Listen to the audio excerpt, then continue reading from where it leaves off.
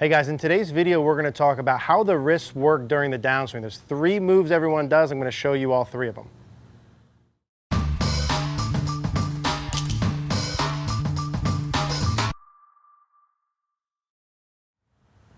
All right guys, so let's talk about the wrist movements during the downswing. We've done other videos on how the wrists work that are sort of individual to maybe one movement or the other. I want to talk a little bit more in detail about the 3 movements that the wrists do during the downswing. So I'm going to really talk specifically about from the last half of the backswing, or from last parallel through to impact is sort of the point of this during the release phase or the last half of the downswing. So your wrists move, let's get to the point here, in 3 specific ways during the downswing.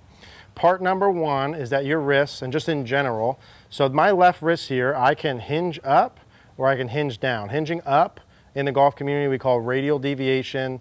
Hinging down is ulnar deviation. So whatever, radial deviation, hinge up, ulnar deviation, hinge down. That's one way my wrist can work. Okay, we got that, up and down. So we will do some form of that during the downswing, we'll go over that. The second way my wrists work is called flexion and extension, or commonly some people call this bow this way or arched, and this would be cupped. But really it's flexion, extension. So my wrist can also work this way. So it can go up and down, it can go back and forth like this. And then the last movement of it is really part of my arm as well, which is pronation, which would be palm, or let's say back of the hand up towards the sky, and supination would be palm up towards the sky. So I can turn it this way, I can turn it this way. Supinate is palm up, pronate is palm down. So I got radial and ulnar, you guys got all that? Hinge up, hinge down. I have flexion extension, or just in this fashion, and then I have rotation part of it. Okay, that's what my left wrist and my arm can do. Now, we're going to be doing some form of all 3 of those during the downswing. Now in a stock golf swing, if we get ourselves down to this last parallel position here, let's assume that my left wrist in this portion is flat, just for the sake of ease of conversation.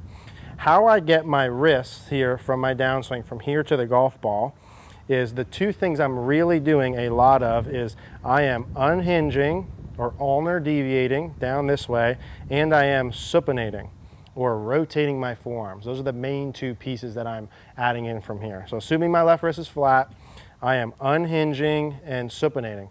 So from this face-on part of it, during my downswing phases, if I had my left hand out like this, if I had a club in here, I am unhinging and I am supinating, okay?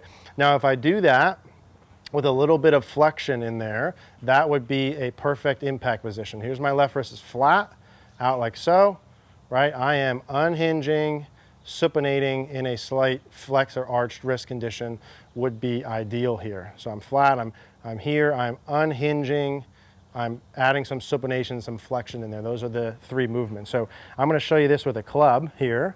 If I get into my last parallel position, which is about here, again, let's assume from this spot that my left wrist is flat or slightly bowed or arched. How do I get my hands to the golf ball, and how do I get my club to the ball? Well, I'm going to unhinge to get the club from up in the air to down to the ground, right? I'm doing that through unhinging. There's no other getting around that. But as I'm doing that, right, I'm turning, and I'm also adding some supination. So the club goes from here to the ball, from unhinging, ulnar deviating, and supinating, or rotating my forearm. That's how you get the club down to the ball. Notice at impact, my left wrist is completely unhinged down this way, right? It's not flat and it's not up like this. It's completely unhinged, right? And with that, it is turned from about, let's say hands are even with my thigh, back of my left hand is pointed straight away from me. By the time I get to impact, if I have a neutral grip, it has rotated all the way back towards the target. So ulnar deviation, supination. Now, the flexion extension part of it, okay?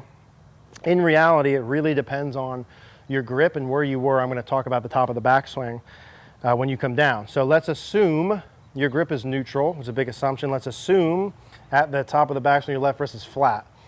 Now some players from here with a flat left wrist will go from flat and add some flexion into transition, or add some bow here in a transition, okay?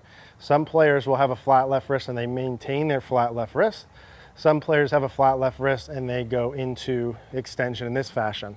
We would prefer you to go from flat left wrist, keep your left wrist flat, or to go from a flat left wrist into some form of flexion. Those would be the preferences. Keep it flat or add some flexion. So in the early phases, you're adding that in. Now you can, right?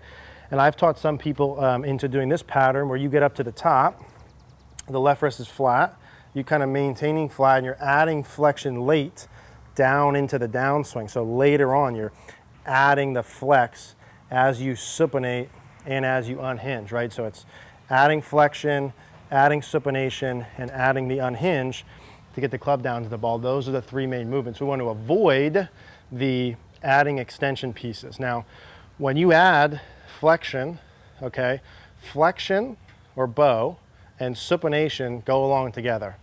That is, when you add some flexion, you get some supination for free, if you will.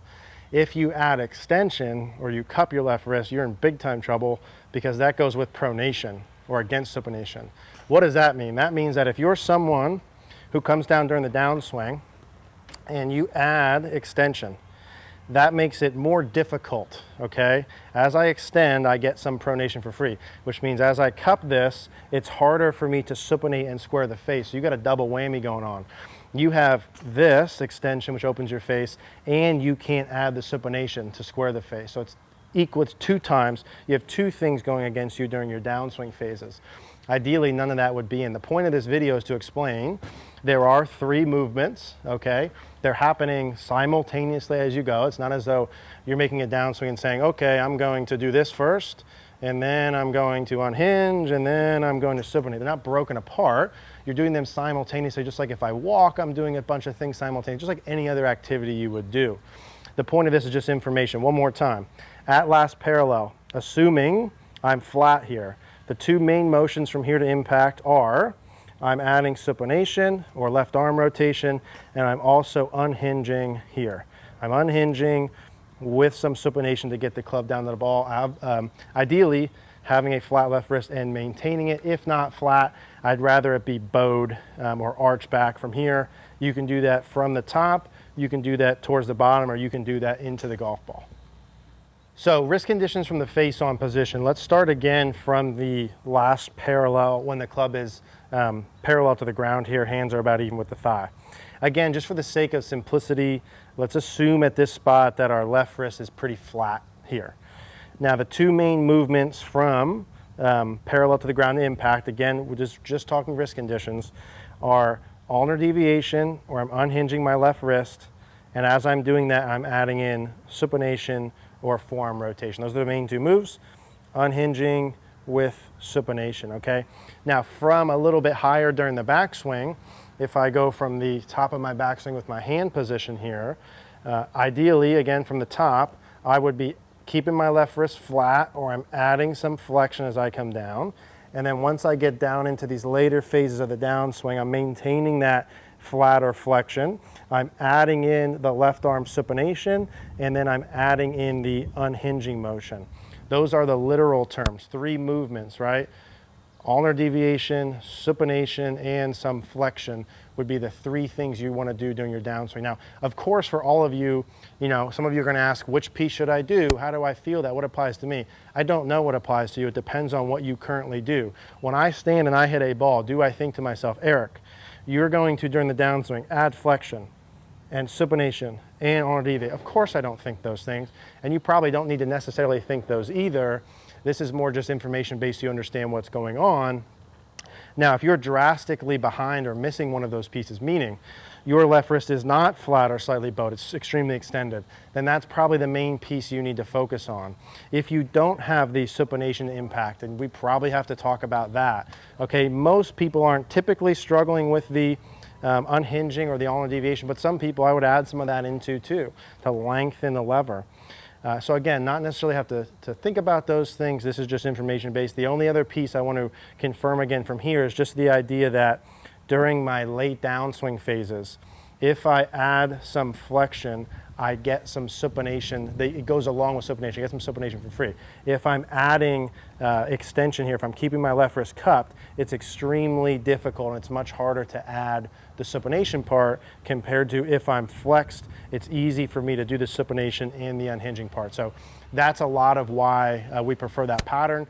They go right together. They improve the ball striking. Those are the three movements. Last time, your ulnar deviating, your supinating, and your left wrist is flat or flexed.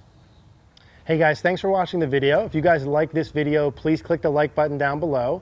Click the notification bell if you haven't. If you haven't subscribed, please do so. And as always, if you guys have any questions, leave them down below.